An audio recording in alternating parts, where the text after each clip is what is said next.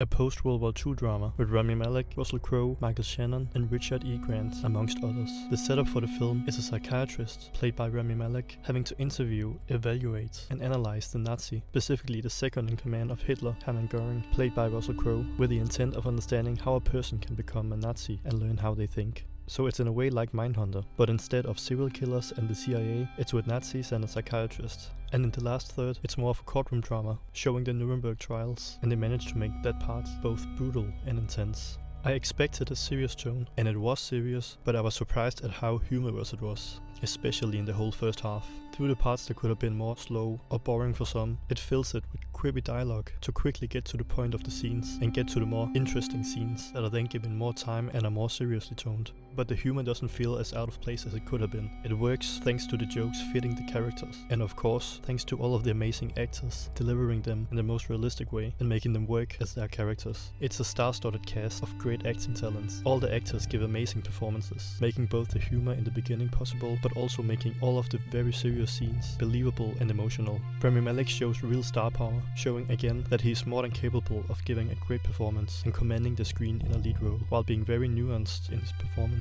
And as always, Russell Crowe and Michael Shannon give flawless, deep and nuanced performances as each their characters too, making all three of them a joy to see act opposite each other in this film. The film, as expected, deals with very heavy themes, being about making a case to prosecute Göring and the other Nazis they've captured for their crimes against humanity, for what happened during the war, and specifically what happened in the concentration camps. But it does a great job in the beginning of humanizing Göring and the others, even making them sympathetic in a way, thanks to Russell Crowe's performance too, of course, before again reminding the viewers of the atrocities they've committed in a very brutal but important way, and the ending also leaving a hard-hitting impact with heavy-handed food for thought.